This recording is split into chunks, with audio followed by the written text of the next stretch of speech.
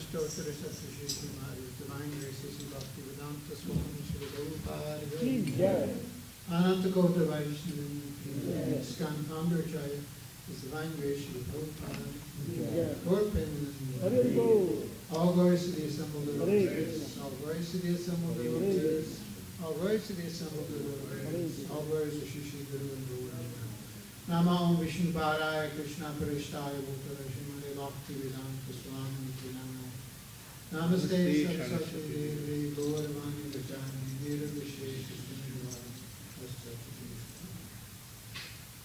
Hare Krishna. Om Namo Bhagavate Vasudevaya. Om Namo Bhagavate Vasudevaya. Om Namo Bhagavate Vasudevaya. Om Namo Bhagavate Vasudevaya. Om Namo Bhagavate Vasudevaya. Om Namo Bhagavate Vasudevaya. This morning we're reading from Srimad Bhagavatam, 8th Canto, Chapter 23, text number 16. So I'll just read the word meanings and we can chant together. Mantrata, in announcing the Vedic mantras improperly. Tantrata, in insufficient knowledge of following regular principles. Chidram, discrepancy. Desha, in the matter of country. Kala, and time. Arha, and recipient. Vastutu, vastuta, and paraphernalia. Sarvam, all these. Karoti, makes. Nischidram, without discrepancy. Anusankirtanam, constantly chanting the holy name. Tava, of your lordship. Mantratas chidram. Mantratas chidram. Desha kalaha vastuta. Desha kalaha vastuta. Sarvam karoti nischidram. Sarvam karoti nischidram. Anusankirtanam tava. Anusankirtanam tava. Mantratas tantratas chidram. Mantratas tantratas chidram. Desha kalaha vastuta. Desha kalaha vastuta. Sarvam karoti nischidram. Sarvam karoti nischidram. Anusankirtanam tava. Anusankirtanam tava. Mantratas tantratas chidram. Mantratas tantratas chidram. Desha kalarha vastutah. Desha kalarha vastutah. Sarvam karoti nischidram. Sarvam karoti nischidram. Anusankirtanam tava. Anusankirtanam tava. Mantratas tantratas chidram. Mantratas tantratas chidram. Desha kalarha vastutah. Sarvam karoti nischidram. Anusankirtanam tava. Mantratas tantratas chidram. Mantratas tantratas chidram. Desha kalarha vastutah. Sarvam karoti nischidram. Anusankirtanam tava. Mantratas tantratas chidram. Mantratas tantratas chidram. Desha kalarha vastutah. Desha kalarha vastutah. Sarvam karoti nischidram. Sarvam karoti nischidram. Anusankirtanam tava. Anusankirtanam tava. Mantratas tantratas chidram. Mantratas tantratas chidram. Desha kalarha vastutah. Desha kalarha vastutah. Sarvam karoti nischidram. Sarvam karoti nischidram. Anusankirtanam tava. Anusankirtanam tava. Ladies. Mantratas tantratas chidram. Mantratas tantratas chidram. Desha kalarha vastutah. Desha kalarha vastutah. Sarvam karoti nischidram. Sarvam karoti nischidram. Anusankirtanam tava. Anusankirtanam tava. Mantrataspantrataschidram. Mantrataspantrataschidram. Desha kalaha vastuta. Desha kalaha vastuta. Sarvam karoti nischidram. Sarvam karoti nischidram. Anusankirtanam tava. Anusankirtanam tava. Translation and purport by His Divine Grace Srila Prabhupada. There may be discrepancies in pronouncing the mantras and observing the regulative principles. And moreover, there may be discrepancies in regard to time, place, person, and paraphernalia. But when your Lordship's holy name is chanted, everything becomes faultless. Report. Sri Chaitanya Mahaprabhu has recommended Hare Nama, Hare Nama, Hare Nama Eva Kevalam, Kalo Nasteva, Nasteva, Nasteva Gatiranyata. In this age of quarrel and hypocrisy, the only means of deliverance is chanting the holy name of the Lord. There is no other way, there is no other way, there is no other way. Brihan Naradiya Purana 38, 1-6. In this age of Kali, it is extremely difficult to perform Vedic ritualistic ceremonies and sacrifices perfectly. Hardly anyone can chant the Vedic mantras with perfect pronunciation and accumulate the paraphernalia for Vedic performances. Therefore, the sacrifice recommended in this age is Sankirtana, constant chanting of the holy name of the Lord. Yajnai Sankirtanai Parya Yajantihi Sumedasa. Bhagavatam 11:5-29. Instead of wasting time performing Vedic sacrifices, those who are intelligent, those who possess good brain substance, should take to the chanting of the Lord's holy name and thus perform sacrifice perfectly. I have seen that many religious leaders are addicted to performing yajnas and spending hundreds and thousands of rupees for imperfect sacrificial performances. This is a lesson for those who unnecessarily execute such imperfect sacrifices. You should take the advice of Sri Chaitanya Mahaprabhu, Yagnai Sankirtanai Praya Yajantihi Sumedasa. Although Sukracharya was a strict Brahmin addicted to ritualistic activities, he also admitted, Nischidram Anusankirtanam Tava. My Lord, constant chanting of the holy name of your Lordship makes everything perfect. In Kali Yuga, the Vedic ritualistic ceremonies cannot be performed as perfectly as before. Therefore, Srila Jiva Goswami has recommended that although one should take care to follow all the principles in every kind of spiritual activity, especially in worship of the deity, there is still a chance of discrepancies, and one should compensate for this by chanting the holy name of the Supreme Personality of Godhead. In our Krishna consciousness movement, we therefore give special stress to the chanting of the Hare Krishna mantra in all activities. Om Ajnana Timirandasya Gananjana Shalakaya Chakshurunavritam Yena Tasmai Shri Gurave Namaha.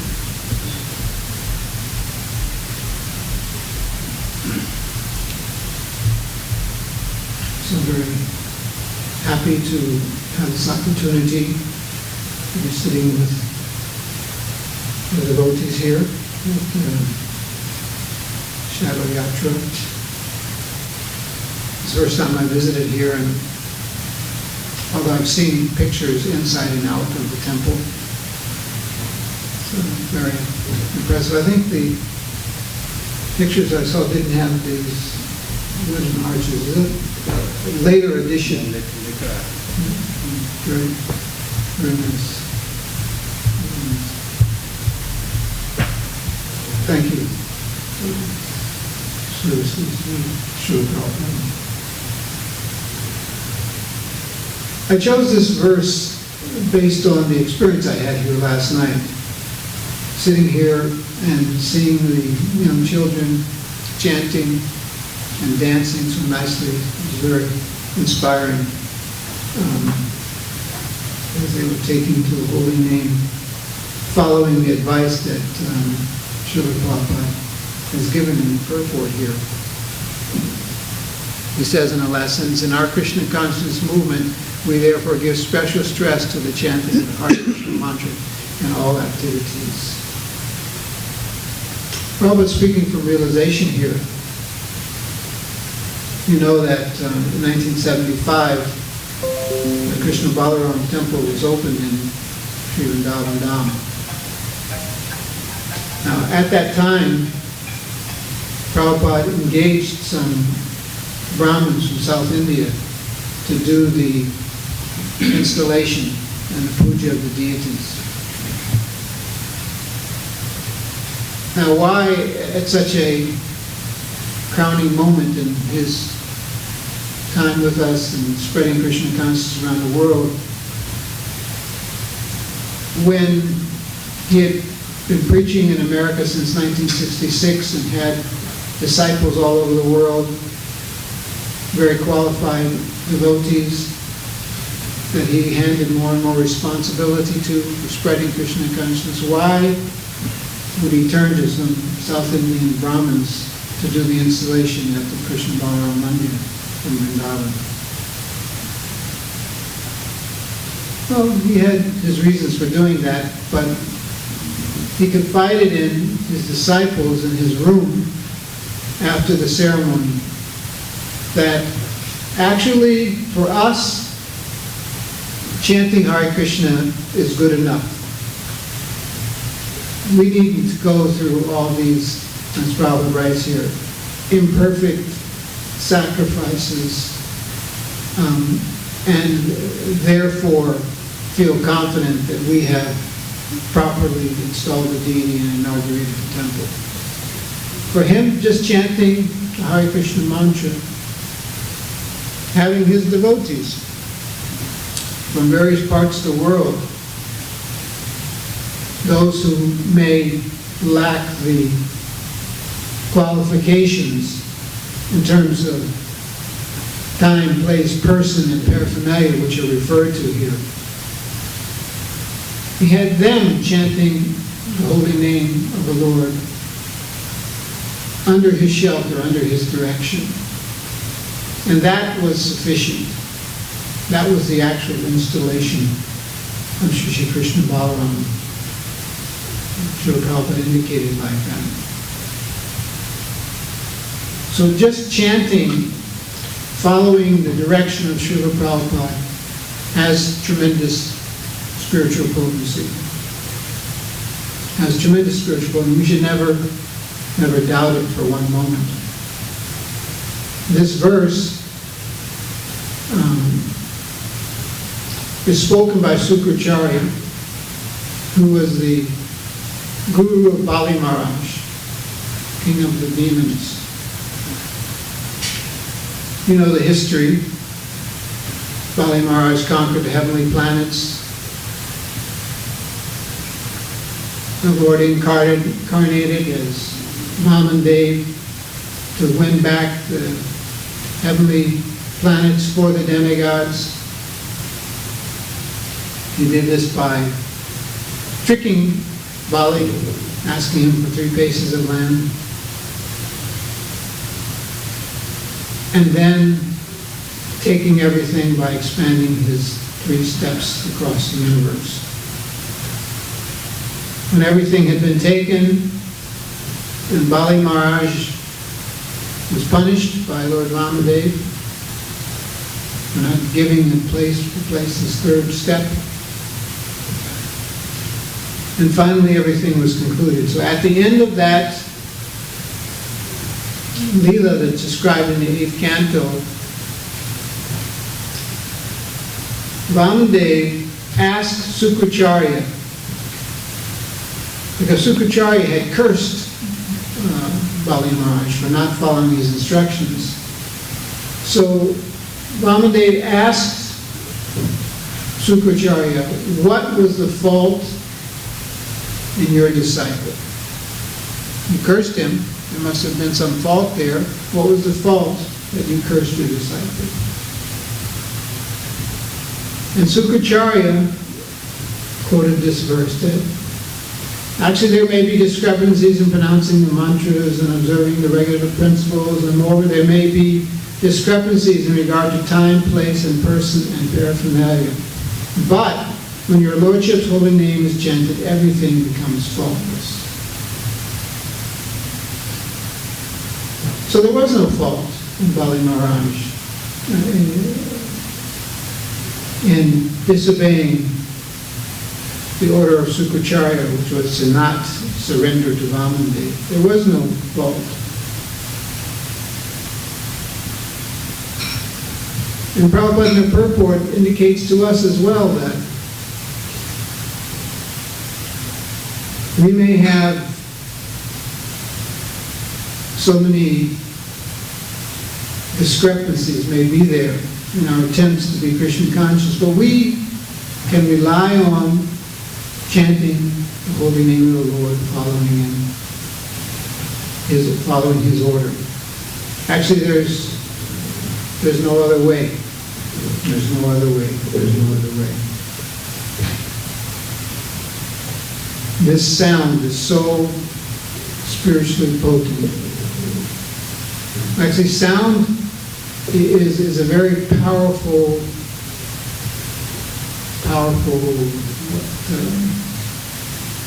thing. Sound is a very powerful thing. Indeed, in the third canto, there's a description about how in the Vedic worldview, sound is the cause of creation.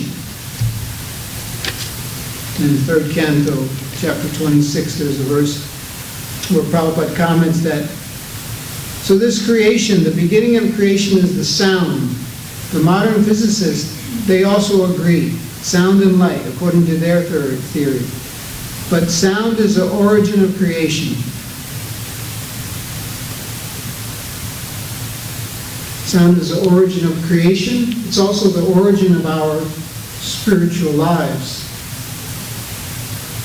At the beginning of the universe, Lord Brahma, he heard something. He was bewildered. He didn't know what to do. He was sitting on top of the lotus above the great ocean of devastation. A very strong wind started blowing. He went up the stem, down the stem, trying to find out what's the purpose of my being here. And then what did he hear? He heard a sound. And from that sound, he was able to take the lesson, perform tapasya, purify himself, and then gain the understanding. Tene Brahma Hridaye, described in the first verse of Srimad Bhagavatam. He was able to purify his heart by performing tapasya, and then he could get the Lord's message within his heart, and he could, based on that, create the entire universe. So sound is so important, so powerful. Particularly mantras. Mantras, they carry a great potency with them. Actually, I was speaking with somebody recently, and I think they were probably an impersonalist, because they were making the distinction that we don't make as Vaishnavas. They were making a distinction between the mantras of the original Vedas. The original Vedas, all of them are mantras. And he was saying that Shruti, Smriti, he was saying they're slokas. This is the difference between mantra and slokas. Slokas are written, whereas the mantras are eternal sound of the Vedas. Of course, impersonalists tend to put more emphasis on the Shruti, the mantras of the Vedas, original Vedas, than they do Smriti, the slokas written in the Puranas, the Mahabharata, the Itihasas. But Jiva Goswami explains that our understanding as Vaishnavas is that there's not a difference. Both have equal potency, have equal weight for understanding the absolute truth. So we shouldn't make this unnecessary or false distinction between the original Vedic mantras and the slokas written by the Srila Vyasadeva when he compiled the Puranas and the Mahabharata, Itihasas, etc. But both are transcendental sound that can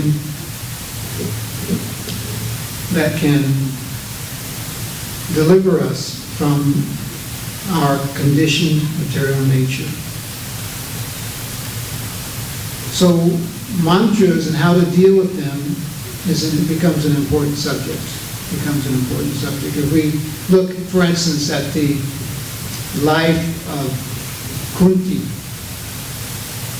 Kunti is a young girl living in her father's palace. She served the guest, Durvasa Muni, very nicely. And Durvasa Muni blessed her.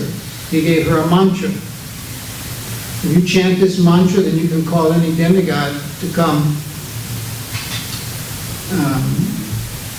and give you a child. She was a young girl. She had this mantra, it was so potent. So she thought she'd try it out. Maybe she didn't have complete faith that it would actually work. So she thought she would try it out. And so she chanted a mantra, and then Suryadev came. She was surprised. Oh, it worked. When we get mantras, we have to have faith in them. In one sense, Kunti Devi, not to be faulted, but in another sense, look how much trouble came from just trying to test it out. And she got the mantra, try it out and see what happens. Better we have faith in the mantra we get and use it at the appropriate time. Anyway, she tested it out, and so much difficulty came from that. So we should have faith in the mantra that we get. Even if we don't understand it immediately. We have the example of Chaitanya Mahaprabhu himself. Chaitanya Mahaprabhu received this Hare Krishna mantra from his guru, and he began chanting it. And what happened to him? He became a madman. He became a madman. He was wondering, what's happening to me? I'm chanting this mantra. What's happening? The potency, the effect surprised him. I'm becoming like a madman. I've become mad.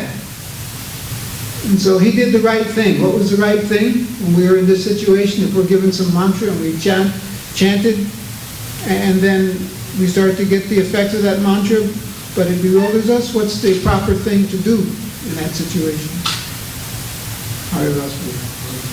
Go to the guru. So he went to his guru and asked him, what's going on? I understand. You gave me this mantra and I've become like a madman. And his guru said, very good. Very good. I can see that you're faithfully chanting this mantra and therefore experiencing the potency of love of Godhead. So we chant with faith the mantras given. But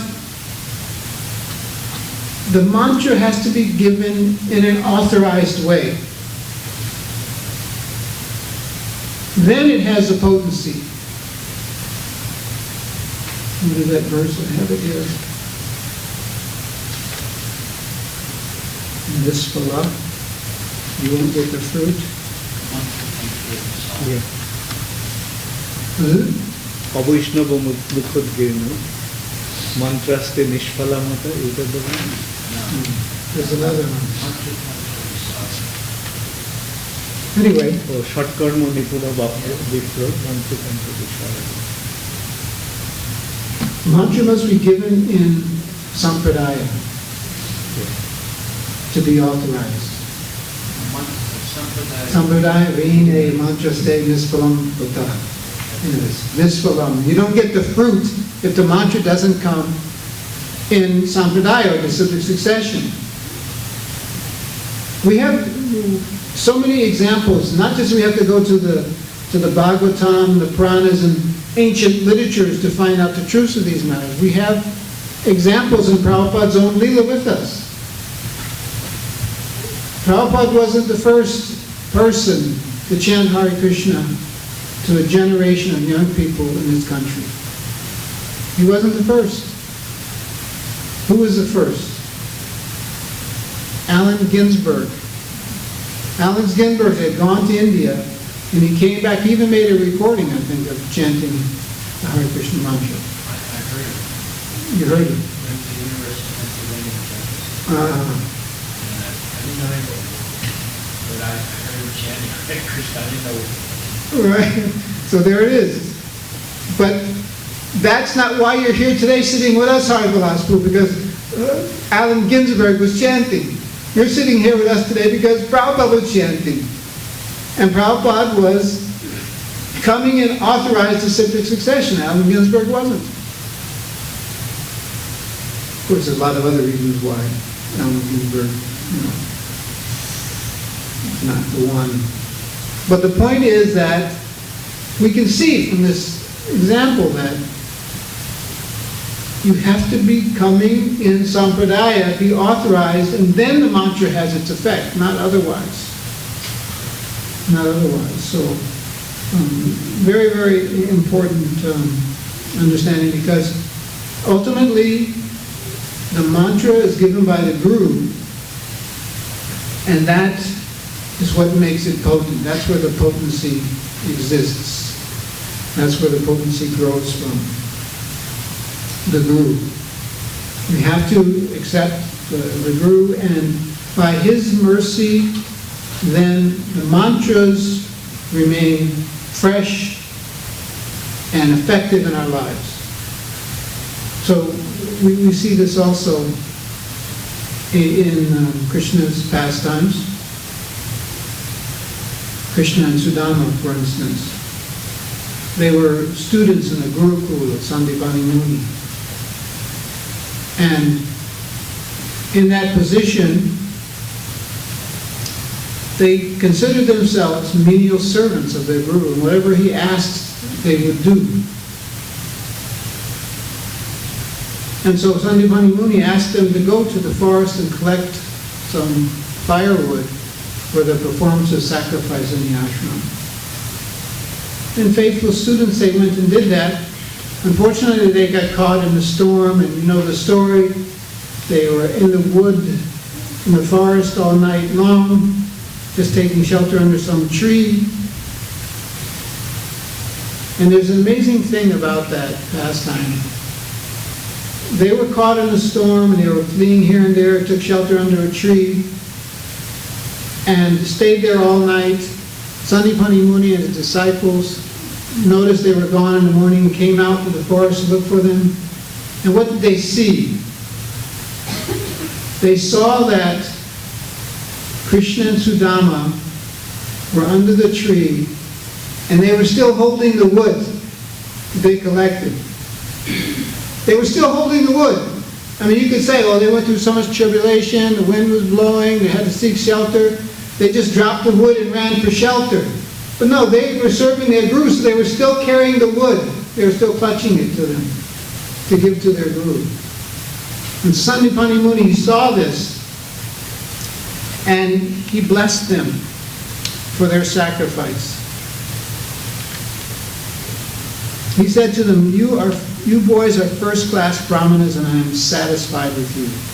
May all your desires be fulfilled, and may the Vedic mantras you have learned never lose their meaning for you in this world or the next.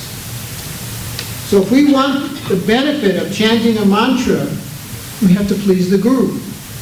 And if we please the Guru, then by his mercy, then those mantras will always remain fresh in our minds, in our hearts. So what's the example of someone who didn't do that and had the effect of the mantras flee from their heart? Karna.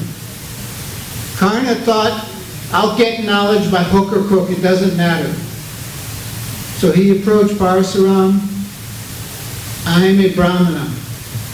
I'm not a Kshatriya. Of course, we know that proved to be false. And then, at the crucial moment, during the Battle of Kurukshetra, when he was being approached by Arjuna to kill him, he couldn't remember the mantras. He couldn't remember them. Is that just by some chance? Or by his own power, or something he forgot? No. He was cursed by his guru because he tried to trick him that when you need these mantras most, they won't appear in your heart and mind. So it happened. It happened to him. So all these things, they give us some idea how we have to approach the subject of mantra and guru. Now, mantras also, the general rule is, as explained in this verse today, time, place, person, paraphernalia, regulative principle, pronunciation, all these things are very, very important in terms of the mantra.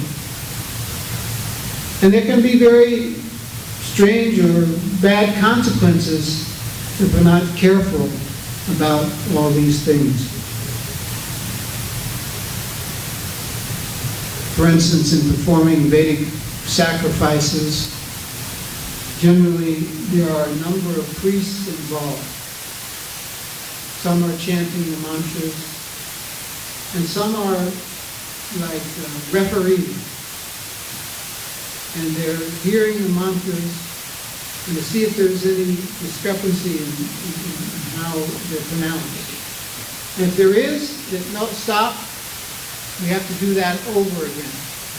Otherwise, the sacrifice won't be performed properly, and the benefit you're seeking you won't get. So this pronunciation and procedures have to be done very, very carefully. Generally, in performing Vedic sacrifice. Strict rules for chanting. And there's an example in the Bhagavatam of Vritrasura. You know how that situation developed. There was some mispronunciation that had tremendous consequences.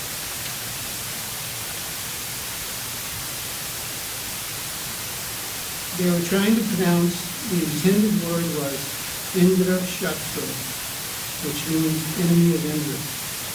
But Twasta mistakenly said Indra Shatra, making the A long, so the meaning was changed to Indra, who is an enemy.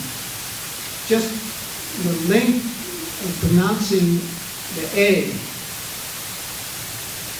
so carefully had to be chanting these mantras. Instead of the short A, the long A. Just personally, I mean, if I had to be held responsible for my pronunciation in Sanskrit, I don't think I would be sitting here today. Thank God for this verse that supercharged says that when chanting the Lord's holy name, everything is done perfectly. But they made a little error. The A, instead of being short, it was long. And as a result, the complete opposite thing happened. And obviously that was quite a difficulty. So generally speaking, performance of Vedic sacrifice, pronunciation, all these things are so very important, but chanting the holy name, none of these things are considered. Going to Bhakti Swami gave a class in Mayapur, and he was telling how one day Chaitanya Mahaprabhu, he was in the toilet and he came out, and the devotee noticed that he had his teeth on his tongue, like that he was holding his tongue. The Lord, why are you biting your tongue like that? Chaitanya Mahaprabhu explained that well. I was in the toilet and my tongue can't stop chanting the name of Krishna, Krishna, Krishna, Krishna, always chanting. But because I was in the toilet, I thought that's not a good place to chant the holy name, so I was holding my tongue with my teeth. And I think if I remember correctly, some small boy corrected Chaitanya Mahaprabhu. Said, no, the holy name can't be, there's no inappropriate time or place to chant the holy name. So you don't have to do this. So Chaitanya Mahaprabhu, and I've learned something today from this young boy. He actually asked, if the time comes to leave a body in a body place, should we chant the holy name? If the time comes to leave your body in a dirty place, you can chant the holy name or not. So obviously the answer is yes.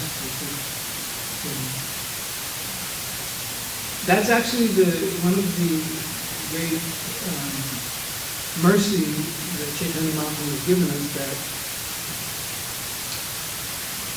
there's no time, place, circumstance, consideration in chanting the holy name. That these things aren't there. Indeed, Chaitanya Mahaprabhu, he's begging the devotees that he wanted to distribute as freely as possible the chanting of Hare Krishna. He was begging everyone to help him chant, spread this chanting of Hare Krishna. Again, just like the children were last night, and today was the ladies' night tonight. So the opportunity to chant the holy name. The children are so fortunate to be able to be chanting like that. And I was thinking that these children, they're going to grow up and have their lives and go to school, different places, or whatever. But by having this experience, wherever they go, they're like little emissaries. They can start a Krishna club at their college or something. They have experience. They have the tools necessary to do that. And it can be so helpful for spreading Krishna consciousness as they go about their lives, because it's so much a part of their lives. It's chanting and distributing as widely as possible. There's a famous example that is given about chanting Hare Krishna. A Muslim man that was being gored by a bull and he was saying Harama, Harama. The syllables weren't even connected, but because they were in proximity, still the benefit of chanting the holy name was there. And what does this mantra give us? What has Chaitanya Mahaprabhu given us? It's inconceivable. It's one thing to say, okay, well, you won't be held responsible for chanting improperly or improper place or time or something, but you get the result. But the result is not liberation from this material world. The result is not attaining Vaikuntha planet.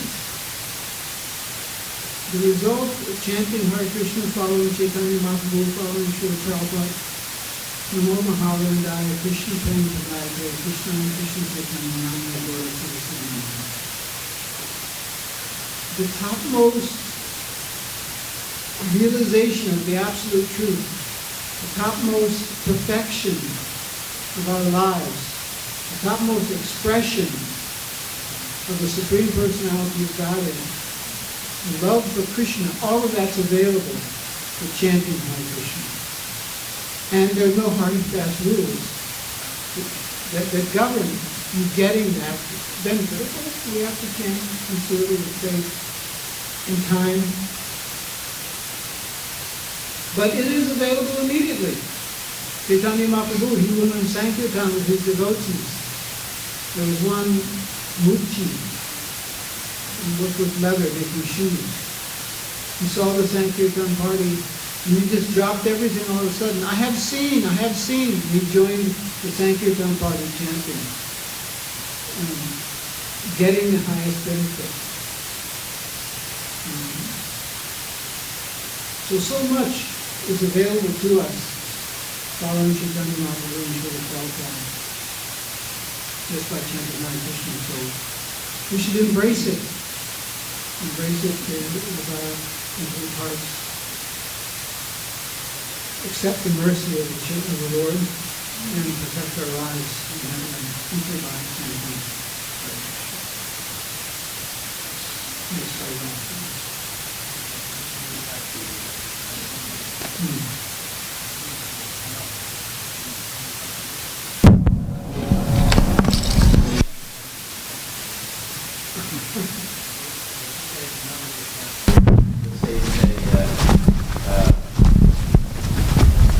Hey, there goes a Ram truck. Right. So you get the benefit of saying Hari Ram, Hey Rama, right? Because they're two syllables that are sort of close. But in the case of a Muslim man, he actually said Haram, which means untouchable. Given that, extends it to the Yeah. Any other comments? Very nice class. Give us a wonderful thing. Very nice verse you have selected.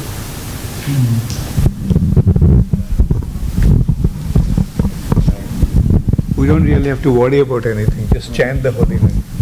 And yeah, it's such a nice class, Sesa Prabhu, that it gives us assurance that we don't have to worry about anything.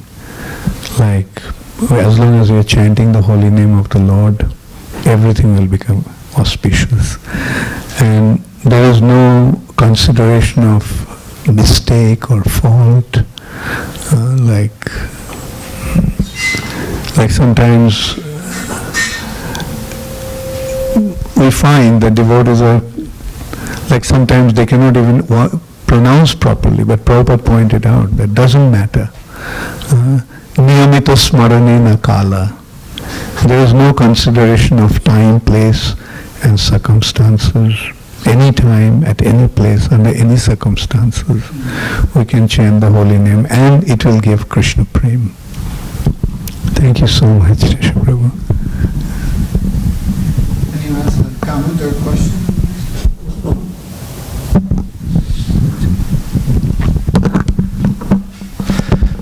Hare Krishna Prabhuji.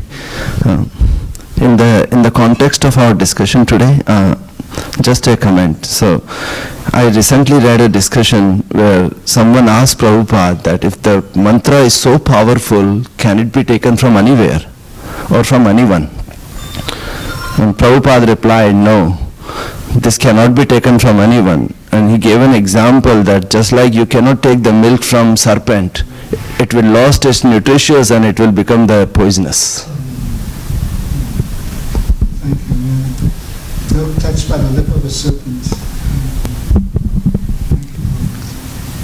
Hare Krishna Prabhuji, nice class Prabhu, very impressive. Prabhuji, Shukracharya is being actually guru of demons. He is completely against of Lord, right? Against Lord basically. I'm wondering why actually Shukracharya was speaking this verse, actually in which context he is doing that. Well, he was Shukracharya, guru of the demons, advising them in the performance of ritualistic sacrifices, not necessarily meant to please Krishna. But also maybe a cheater a bit because he has this knowledge, he doesn't give this knowledge.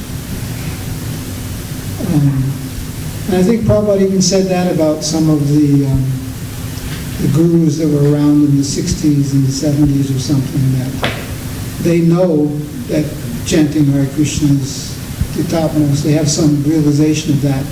But they're not giving it in some way to their followers because they're interested in gaining other benefits for themselves. So we may see Shukracharya like that. Here he was completely defeated and he had to admit, okay, I have to admit, Anu Sankirtanam Tabar, but not giving that all the time is a cheating mentality. Thank you, Prabhu. Hare Krishna Prabhu. Prabhu, when we read these kind of verses from the Srimad Bhagavatam that says that even if we chant with improperly, my question is sometimes it's like a concession for us not to be careful in our chanting. Otherwise, there is the rules to chant properly to avoid offenses. So it's not a discordance there, like they are telling us, it's okay, just chant, it doesn't matter if it's not proper. But in the other sense, there is so many rules and regulations to be chant offensively. So what is the middle ground? At the end of the purport, Prabhupada says there, therefore, Srila Goswami says, in Kali Yuga, the Vedic ritual ceremonies cannot be performed as perfectly as before. Therefore, Srila Jiva Goswami recommends that although one should take care to follow all the rules, all the principles in every kind of spiritual activity, especially the worship of the deity, there is still a chance of discrepancy. And one should compensate this by chanting the holy name of the Supreme Personality of Godhead. So there's always a chance of discrepancy. But that doesn't mean that we should not endeavor to chant without avoiding offenses. Prabhupada was on a morning walk in Hawaii, and someone asked him that this subject matter came up about offensive chanting versus trying to overcome the offenses. And he said one can go on chanting for 700 births. You can go on chanting. The purification will be there, no doubt, but it'll be slow. You can go on chanting for 700 births that way. So if you want to take advantage of the holy name like that, don't think that these mantras aren't persons, or they're some kind of just impersonal sound or something. They don't know, oh, this person's trying to fool me by chanting this way or that way. No, the Guru knows, the holy name knows, and the holy name reveals itself independently. It's not some mechanical thing. I chanted so many times. If I chant one more time, then I'll get all the love of God. It doesn't work like that. So we have to endeavor to avoid the offenses. And this dispensation is there because despite our best efforts, there still may be some discrepancy. But we don't need to worry about that, as Mara said. We can have full faith in chanting and holy name and surrendering in that way.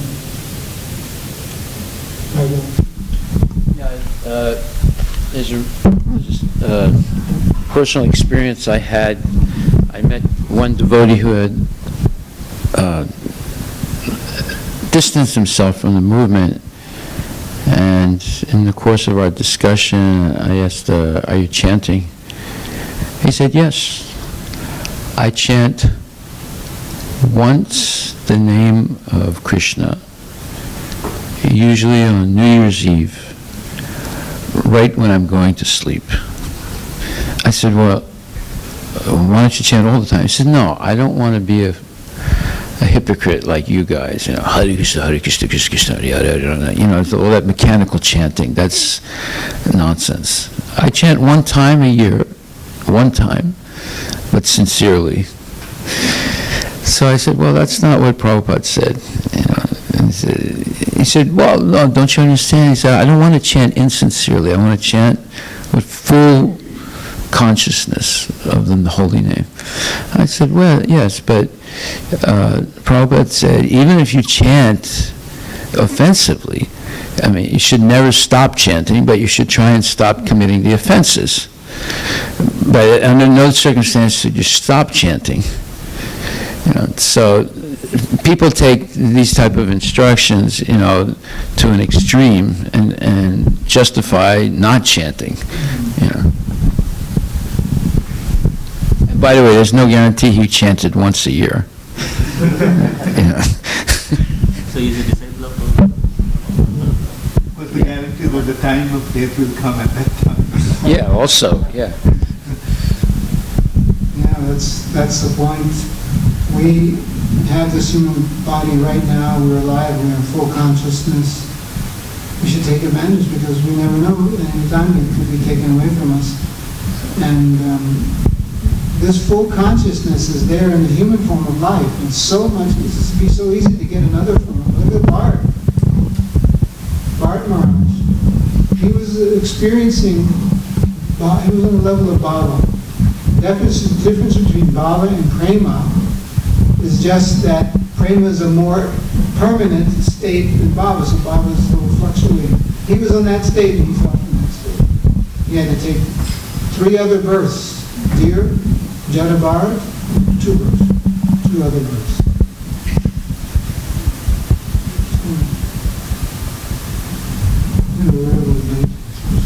From Srimad Bhagavatam. Oh, good.